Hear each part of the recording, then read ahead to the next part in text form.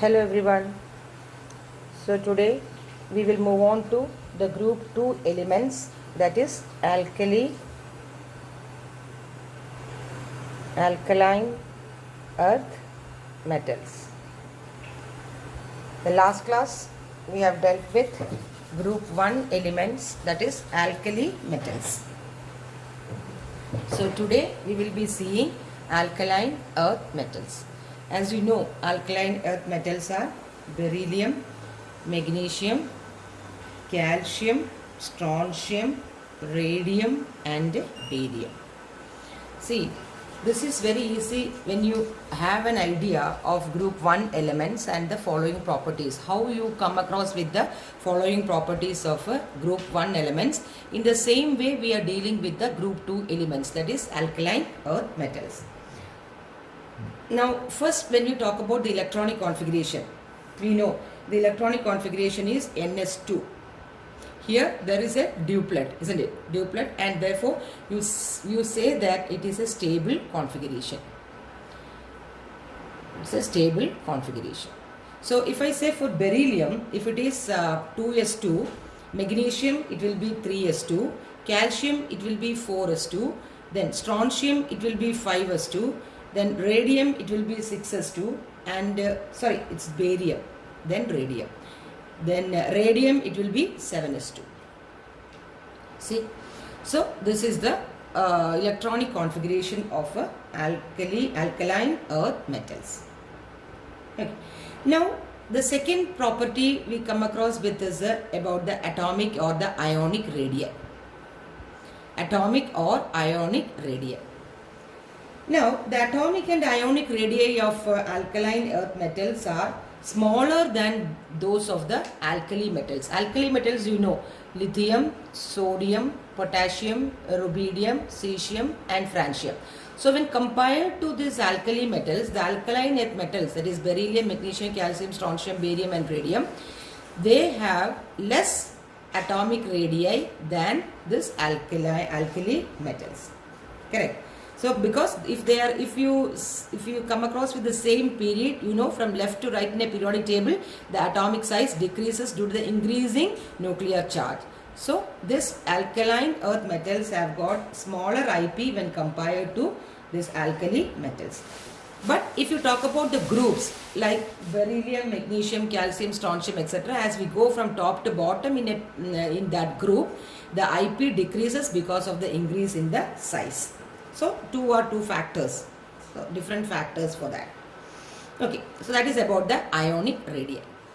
Now we will see what about the ionization enthalpy or ionization potential. Now, as you know, these alkaline earth metals have a low IP. Low IP due to the larger size. Larger size means this is in comparison with the other elements in a respective period. Correct.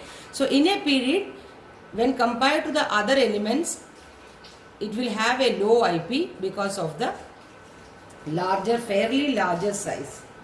Okay. But that is in the period, along the period. But when you come across with a group, as you go from top to bottom in the periodic table in a group, the atomic size increases down the group, isn't it? And therefore you know the IP will be decreasing because it is easy for knocking out the electrons from a neutral gaseous atom because the distance between the nucleus and the valence electrons are greater. Okay. Now if you compare the IP of alkali metals and alkaline earth metals, the ionization enthalpy, that means the first ionization enthalpy, the IP1, the first ionization, that is to remove a single electron from that that atom or the element, the first ionization enthalpy of these alkaline metals are greater than those of the first ionization enthalpy of alkali metals. Because you know, alkaline earth metals have what? A duplet configuration which is stable, and the maximum number of electrons that can be accommodated in an S shell is 2. So it will be difficult for removing an electron from an S orbital with a filled one. So that is why the IP, first IP of alkaline earth metal will be greater than the first IP of the alkali metal, because alkali metals there is only one electron, so it will be very easy to knock out that electron. But if you compare the second IP of alkaline will be less than the second IP of the alkali. Simple, because alkaline earth metals there is only one electron left after finishing the one electron here, so it will be very easy. But for alkali metals, the valence electrons are already gone out. So next is the inner electrons. So it will be difficult for inner electron to knock out for an alkali metal. So the second IP of the alkali metal is greater than the second IP of the alkaline earth metal. Is it clear? Okay, simple. Now coming to the hydration enthalpy. See, whatever we have studied in the group 1 element is same we are coming into the group 2 elements also. That's why I told you it is very simple. So now when you talk about the hydration enthalpy, you know, as the size increases, hydration enthalpy, you are writing like this, delta H hydration. As the size increases, the delta H hydration decreases. Correct. Or if you say if the size decreases, the hydration enthalpy increases. So we know beryllium has got the smaller size, so beryllium will have the greater enthalpy. You know the ions which is formed by the alkaline earth metals is +2, because the valency is +2. So beryllium greater than magnesium, greater than strontium, greater than barium. Radium we won't talk about. Okay. So that's why the hydration enthalpy is going like this. Clear? So the hydration enthalpy of alkaline earth metals are more than those of alkali metals. Correct? Because these have got a very small size when compared to, if I say lithium, then sodium. If I say the size, who is having a smaller size when compared to beryllium and lithium? Beryllium is having a smaller size, correct? Because as the period the size decreases. So beryllium will have a greater hydration enthalpy than lithium. So that is the funda. Okay. So then you know magnesium. When you come across with the magnesium, calcium, etc., it can exist as hydrates. We have studied in the similarity of lithium and magnesium. So MgCl2.6H2O hydrates, like calcium chloride .6H2O, whereas you know KCl or NaCl does not form this type of hydrates. That is the difference in the similarity between these two. So these are all we considered in the last session. Okay. Now if you say a general property of alkaline earth metals, if you say the general property, we can say the alkaline earth metals have a whitish color, that is a silvery whitish color.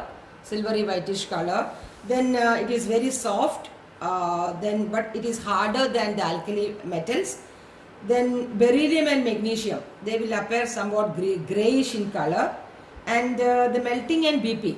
Now to talk about the MP and BP, this MP and BP of these metals are higher than that of the alkali metals. Correct, because you know all the fundas are same because of the smaller size.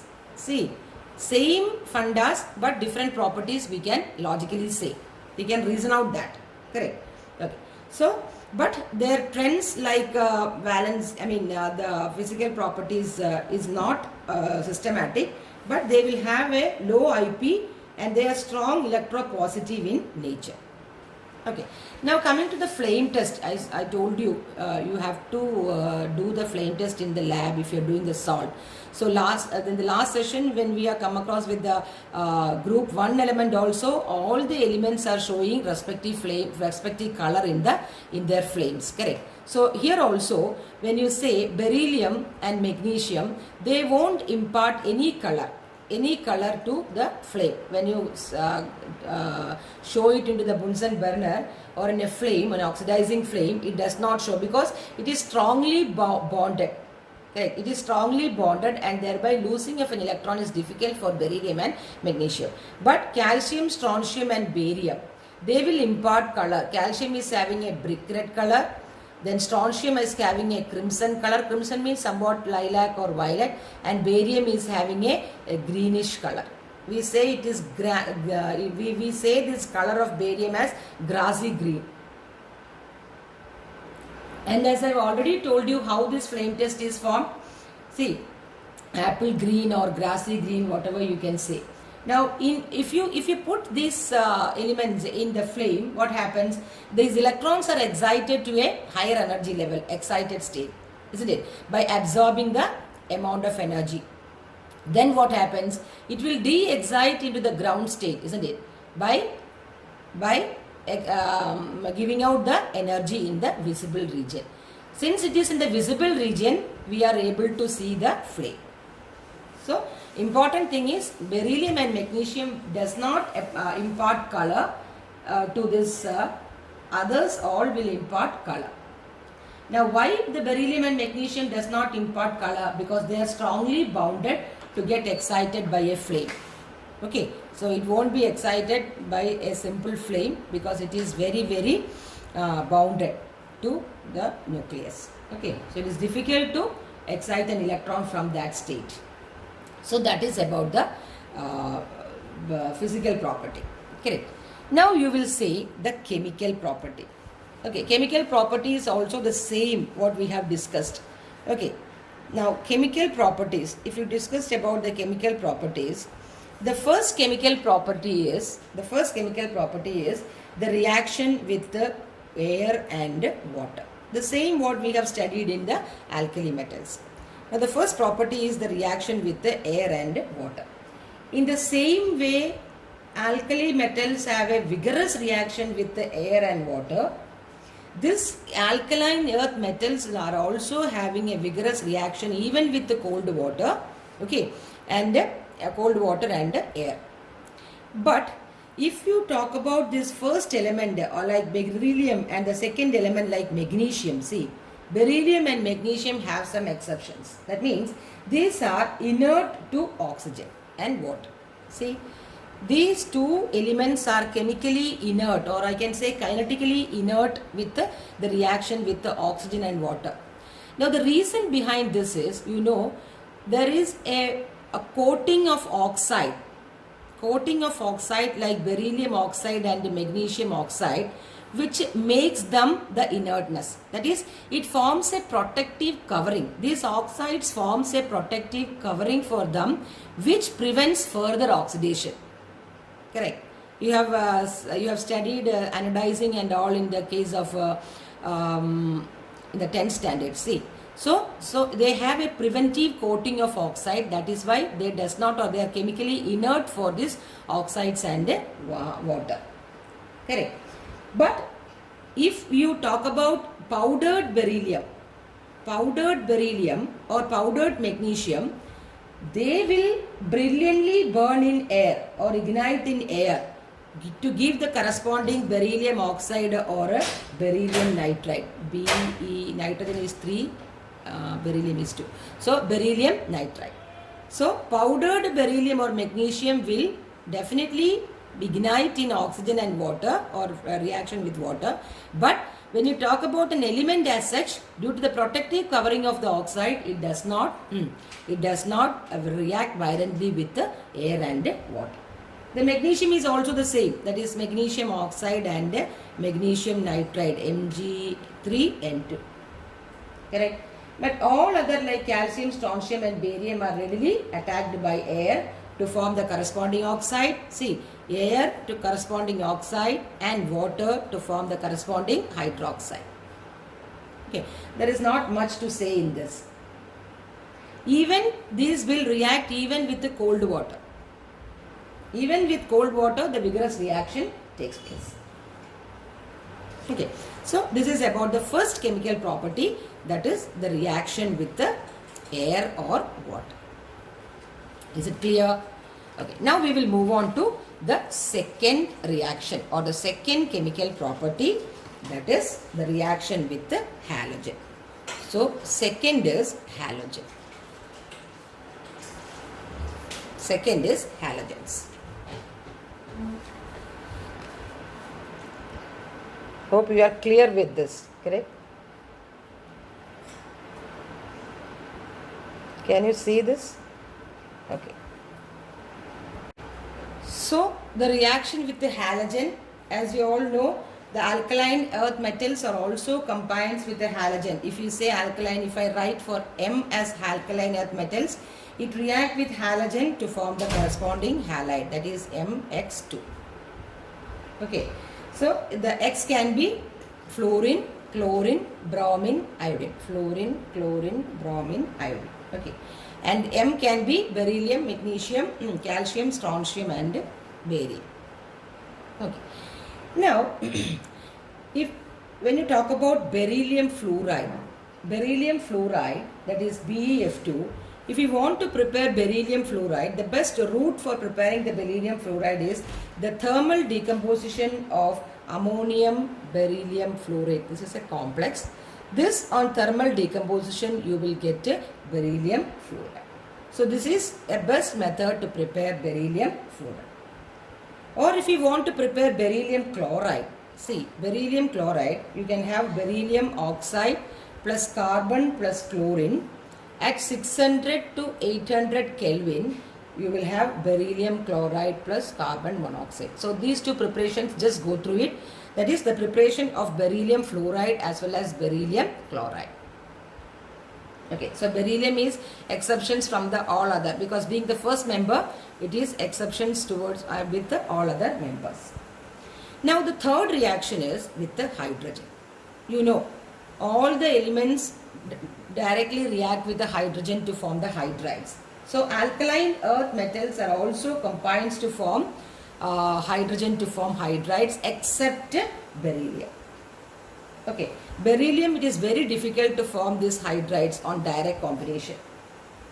You cannot get beryllium hydride on directly combining with the beryllium and hydrogen. So you can prepare beryllium hydride by the reaction with the beryllium chloride and lithium aluminium hydride. Have you heard of lithium aluminium hydride? It's a very good reducing agent. You have studied this in the alkali metals. Correct. So beryllium chloride on treatment with the lithium aluminium hydride, then you will get this beryllium hydride plus lithium chloride plus aluminium chloride. Okay, so just balance it. Okay, so beryllium chloride plus lithium aluminium hydride, you will get beryllium hydride plus lithium chloride plus aluminium chloride. So in this way you can get what? Beryllium hydride. You cannot get beryllium hydride in the direct combination, but all other elements can have hydride with the direct combination with hydrogen. So if you want to have beryllium hydride, you go for this reaction, that is with the lithium aluminium hydride. Correct. Now then the fourth reaction, the fourth chemical property is the reactivity towards acid. You know, these are all metals. So metal plus acid will give you the salt plus hydrogen. No doubt about it. Correct. So for example, if I say Mg plus HCl will give you MgCl2 plus hydrogen. Correct. So just like that. Simple. Now the fifth reaction is the reducing nature. The reducing nature you have studied the same with the alkali metals. That is why these two comes under the S block elements as one heading. Correct. So reducing nature, you know, just like alkali metals, alkaline earth metals are also very, very strong reducing agent. Correct. And what about how this reducing agent can be attributed, or the reason behind that? This is due to the negative reduction potential. So if you know, if some element is having a negative reduction potential or standard electrode potential, then you can say it is a strong reducing agent. Correct. So this is about the reducing agent. Okay. So they are having large negative values for the reduction potentials. But when compared to alkali metals, they will have a lesser reducing property than the alkali metals. Okay. Now, when we talk about this beryllium, magnesium, calcium, strontium, barium, beryllium will have a less negative standard potential compared to other alkaline earth metals.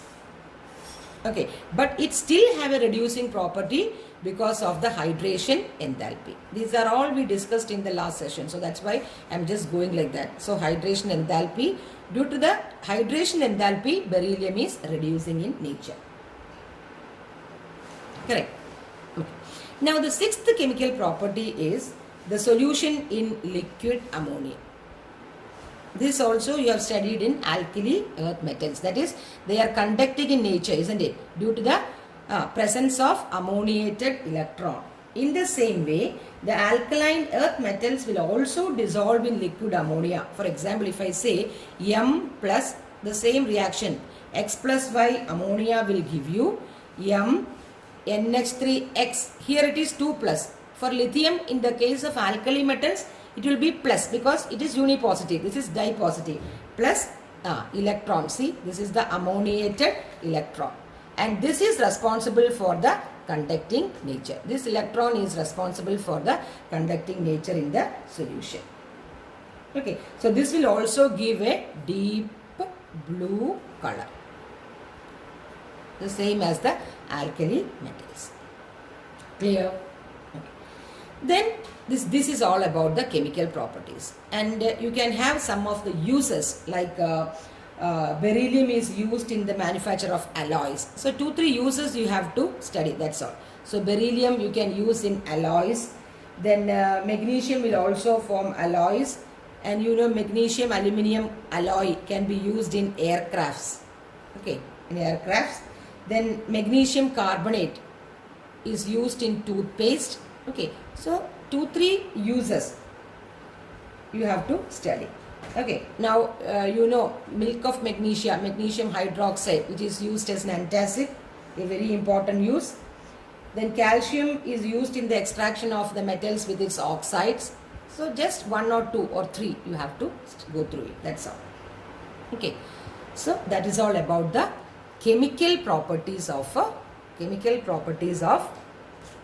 group 2 elements, that is beryllium, magnesium, calcium, strontium, barium and radium.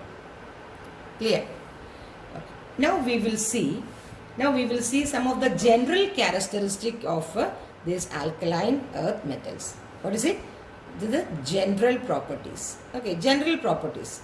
Some of the general properties of alkali metals. Okay. Now if you talk about general properties of alkali metals, you know the common oxidation state is +2 oxidation state. That is why we are writing Mg2 plus, then Be2 plus, then barium 2 plus, then calcium 2 plus and strontium 2 plus. So the general valency or the predominant valency is +2 oxidation state. Correct. Okay. Now if you talk about the ionic and covalent nature, almost all the elements are ionic in nature. All the ions are ionic in nature, but except beryllium and magnesium. See, there are exceptions, correct? So beryllium and magnesium will show covalent character, and we have studied why some elements will show the covalent character due to the Fajans rule. We can discuss it, that is by the high polarizing power, that is charge to radius ratio is high, and due to the small size they will show the covalent character rather than the ionic character. But we can't say anyone having a 100% covalency or 100% ionic. Correct. That is, if 100% ionic character, or if you say an ionic compound, it must be only 99% of ionic character and there will be 1% covalent character in it. That we have studied that. Correct. So that is about the ionic and covalent character. Okay, and this is basically due to the smaller size and the increased nuclear charge. Okay, now if you say oxides, if you are remembering, in the alkali metals like lithium, sodium, potassium, etc., we told you that we have discussed that the sodium is having the monoxide, that is a normal oxide, sorry, lithium, whereas sodium is having the peroxide and potassium having the superoxides. So 3 types of oxides are there. But in the case of alkaline earth metals, it is nothing like that. It will form the corresponding oxides like beryllium oxide, that is magnesium oxides, etc. And here also the beryllium oxide is covalent in nature. Okay, this beryllium has so many exceptional qualities there. Beryllium oxide is covalent in nature. Beryllium oxide is amphoteric in nature. You know what is amphoteric, right? It reacts both with acids and base to give the corresponding salts. So beryllium oxide is amphoteric in nature, whereas all other oxides are ionic in nature. Okay, so these are the exceptional case of beryllium. Okay, now we can say beryllium oxides, again you can say they are basic in nature. Okay, so and the sparingly soluble hydroxides, like the oxides plus water will give you MOH twice, that is This is the hydroxide which is formed in the alkaline earth metals. Okay. Now, when you discuss about the solubility, okay, solubility means in water, solubility or thermal stability, okay, that is the stability towards the heat or the basic character. If you talk about these three, that is the solubility, the thermal stability and the basic character of these hydroxides, okay, of these hydroxides of group 2, you can say it increases with the increasing atomic number. For example, if we say beryllium, if you connect beryllium, compare beryllium hydroxide and calcium hydroxide, which is having more stability, solubility, calcium hydroxide will have more solubility than beryllium hydroxide, or calcium hydroxide is more basic than beryllium hydroxide, or calcium hydroxide has got more thermal stability than beryllium hydroxide. Understood? So, comparing these with the hydroxides, as you go from top to bottom, this heavier elements or hydroxides of the heavier elements will have more stability towards the, this rather than the smaller ones. Clear? Yeah. Now, alkaline earth metal hydroxides are less basic and less stable than alkali metal hydroxides, that you know. Okay. Now, even when you talk about beryllium hydroxide, the exception is that this is also amphoteric in nature. See, exceptional case of beryllium. This is also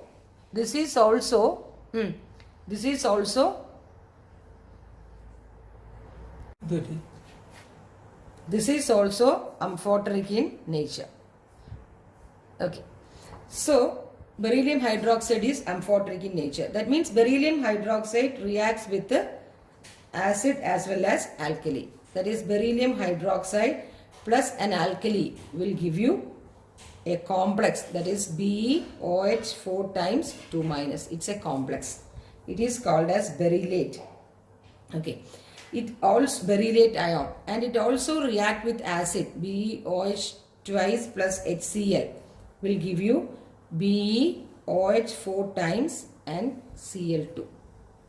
Okay, OH, so H2O. So, beryllium hydroxide is amphoteric in nature. That means it reacts with the base as well as acid to form the corresponding salt. So, that is again what? Again an important of beryllium. Okay. Now, again when you consider the halides, this is oxides and hydroxides, right? When you again talk about halides, again the beryllium halides have exceptions. The beryllium halides have exceptions. All other halides are ionic in nature, whereas beryllium halides are covalent in nature. See, beryllium halides are covalent in nature. So, the beryllium halides are soluble in organic solvents. And exceptionally, this beryllium chloride will have a chain structure. See, beryllium chloride is having a chain structure in the solid state. So, when you consider the solid state, see, beryllium, this is chlorine, bridged chlorine, okay, Cl, beryllium, like this. So, this is having a chain structure. The beryllium chloride is having a chain structure in the solid state. Okay, just a bridged chlorine, like see, there is a bridged chlorine like structure. But in the vapor phase or in the gaseous state, this beryllium chloride tends to be dimer. Dimer means only 2. It will form only a 2. That is beryllium BeCl2 twice. Correct. It will form a dimer. And on heating more, that is above 1200 Kelvin, it will form a linear structure. Okay. So, this is importance of this halides. So, normally all the halides are ionic in nature. The exception is beryllium halide is covalent in nature. And talking about the halides, beryllium chloride is having a chain structure in the solid state, and in the vapor state it forms a dimer, and if you heat above 1200 Kelvin, it will form a linear structure. Okay, so these are all about the general characteristics or characters of these alkaline earth metals. Okay. Now, the last thing is you have the anomalous behavior of beryllium. We know the first element in any group differ from the rest of the element in few things. Okay, so that we will discuss here. That is the anomalous property of beryllium. Likewise, what we have told in the first group elements, that is lithium, beryllium and magnesium. So the anomalous behavior of this group 2 element is with beryllium, isn't it? And you know beryllium being the first element differ from the rest of the element. Okay. Now the first behavior is they are having a small size, because being the first element it is exceptionally small size. Okay, now it has got a great large IP. The IP is very, very high. Okay, and it forms covalent compounds. So these three will come under the first point. Okay, now then the second is there is absence of d orbital. Being the first member, there is an absence of d orbital in beryllium. Correct. So beryllium can only form or exhibit maximum valency of 4 or maximum coordination number of 4, because there is only 4 orbital, sp3, 3 plus 1 4, there is no d orbital. So maximum covalency it can form is only 4, whereas all other members can be up to 6 because they are having d orbital. So that is the second anomalous behavior. And the third behavior is that the oxides and hydroxides are amphoteric in nature. See, amphoteric in nature. So these three are the anomalous behavior of beryllium. Anomalous behavior of beryllium. Is it clear? Okay. Now coming to the last part. Okay, the last part, that is the diagonal relationship with the beryllium and aluminium. See, it's very important. That is diagonal relationship. In the alkali metals also, the diagonal relationship is with the lithium and magnesium, isn't it? Here it is with the beryllium and aluminium. So why this diagonal relationship? Because it is due to the same charge by radius ratio. We have studied this. Okay. Now, like aluminium, beryllium is also not attacked by acids. Not attacked by acids because they have got a protective oxide coating, isn't it? So these two makes aluminium and beryllium same. So it is not attacked by acids. The first point. The second point is the beryllium hydroxide dissolves in alkali to form, you know, that berylate ion, isn't it? Berylate ion. We have seen the amphoteric nature. In the same way, aluminium also will form aluminate ion, that is AlOH 4 times. See? Same way. In the same way, BeOH 4 times 2 minus, aluminium also forms the aluminate ion when it dissolves in excess hydroxide. Correct. Now the third the relationship is this: both aluminium and beryllium will have a bridged structure. A bridged structure, that is a dimer in vapor phase. We have studied beryllium in the vapor phase. I have told you that is beryllium chloride twice. Likewise AlCl3 twice. That is they have a chloride bridged structure, isn't it? We have seen beryllium ClCl, ClCl, correct. B is then again Be, correct. So in the same way, aluminium is also having a bridged structure. And the last diagonal relationship is beryllium and aluminium ions have a strong tendency to form complexes.